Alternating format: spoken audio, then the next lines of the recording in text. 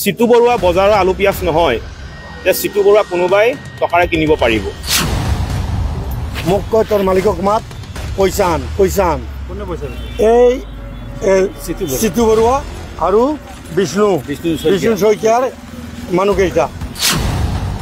আমাৰ সংগ্ৰাম চলি আছে, আমাৰ সংগ্ৰাম চলি থাকিব। মিয়াৰ বিৰুদ্ধে অভিযান চলি আছে, মিয়াৰ বিৰুদ্ধে অভিযান চলি থাকিব। তহঁতক কোৱা হৈছিলে যে উজনি অসমলৈ মিয়া অহাটো বন্ধ বুলি কোৱা হৈছিল, তাৰপিছত কেলৈ আহিছিল তহঁতে কি মানে আহিছিল? আমি কৈ আছিলো যে উজনি অসমত মিয়া অহাটো বন্ধ, গম পাও।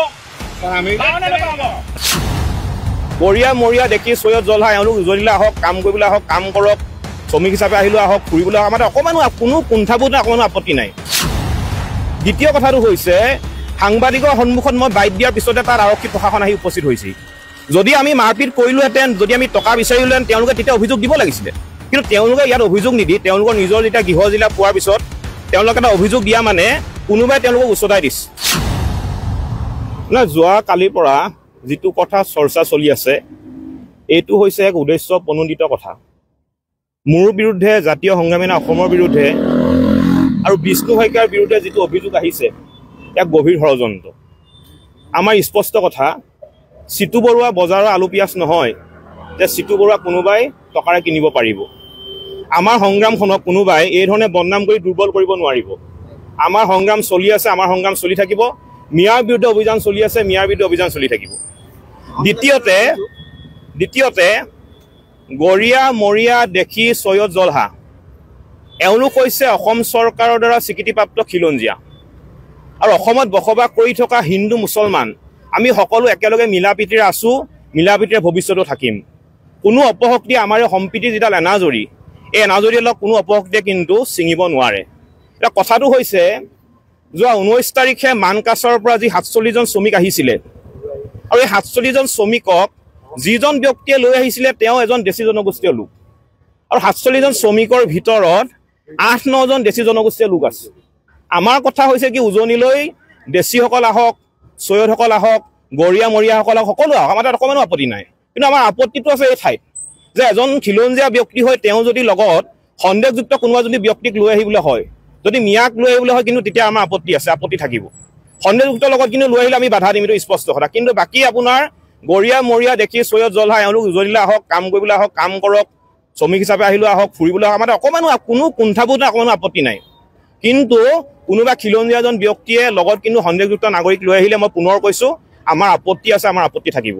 আপোনালোকৰ বিৰুদ্ধে মাৰপিট কৰা বুলি তেওঁলোকে তাত গৈ অভিযোগ কৰিছে মানকাছৰ, কিন্তু শিৱসাগৰত থাকোঁতে সেই অভিযোগ তেওঁলোকে উত্থাপন নকৰিলে। প্ৰথম কথা হৈছে মই যিটো সময়ত সেই ঠাইলৈ গৈছোঁ য'ত গাড়ীখন ৰখাই থোৱা হৈছিলে, মই যোৱাৰ আগতে তাত ইতিমধ্যে সাংবাদিক উপস্থিত হৈছিলে আৰু সাংবাদিক উপস্থিত হোৱাৰ পিছত মই তাত উপস্থিত হৈছোঁ। আৰু সেই সময়ত যদি আমি মাৰপিট কৰিলোহেঁতেন সাংবাদিকৰ কেমেৰা নিশ্চয় ইয়াৰ ফুটেজ থাকিলেহেঁতেন, প্ৰথম কথা। দ্বিতীয় কথাটো হৈছে সাংবাদিকৰ সন্মুখত মই বাইট দিয়াৰ পিছতে তাত আৰক্ষী প্ৰশাসন আহি উপস্থিত হৈছিল। যদি আমি মাৰপিট কৰিলোহেঁতেন, যদি আমি টকা বিচাৰিলোহেঁতেন, তেওঁলোকে তেতিয়া অভিযোগ দিব লাগিছিলে। কিন্তু তেওঁলোকে ইয়াত অভিযোগ নিদি তেওঁলোকৰ নিজৰ যেতিয়া গৃহ জিলা পোৱাৰ পিছত তেওঁলোকে এটা অভিযোগ দিয়া মানে কোনোবাই তেওঁলোকক উচতাই দিছে। উচতাই তেওঁলোকে গোটেই ঘটনাটো এখন সাম্প্ৰদায়িক সংঘৰ্ষ লগাবলৈ চেষ্টা কৰিছে। কিন্তু আমাৰ স্পষ্ট কথা, হিন্দু মুছলমান মানে সকলো একেলগে আছিলোঁ, একেলগে আছোঁ আৰু ভৱিষ্যতে থাকিম। কোনো অপশক্তিয়ে আমাৰ সম্প্ৰীতি এনাজৰীডাল যাতে ছিঙিবলৈ চেষ্টা নকৰে আমি সকলোকে আহ্বান জনাইছোঁ। কথা ক'বলৈ গৈছোঁ যে সেই ঠাইলৈ সাংবাদিক উপস্থিত হোৱাৰ মই পিছত গৈছোঁ আৰু মোৰ পিছতো বিষ্ণু শইকীয়া আহিছে। তেনে আছিলত আমি তেওঁলোকক কেনেধৰণে আপোনাৰ মাৰপিট কৰিলোঁ, এইবিলাক কথা সম্ভৱ হ'বই নোৱাৰে। আচল কথাটো হৈছে যে তেওঁলোকক কোনোবাই উচতাই দিছে, উচতাই মেলি তেওঁলোকে গোটেই বিষয়টো এটা সংঘৰ্ষলৈ ৰূপান্তৰিত কৰিব বিচাৰিছে। মই পুনৰবাৰ কৈছোঁ যে আমি অসমত থকা প্ৰতিজন খিলঞ্জীয়া ভূমিপুত্ৰ আমি ককাই ভাই, আমি একেলগে আছোঁ, একেলগে থাকিব লাগিব।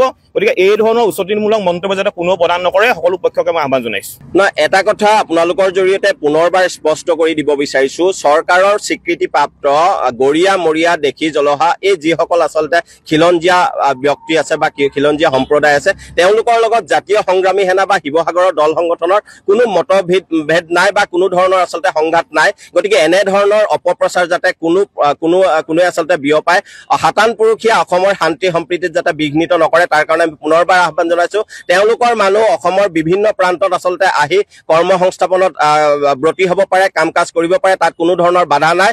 প্ৰয়োজন হ'লে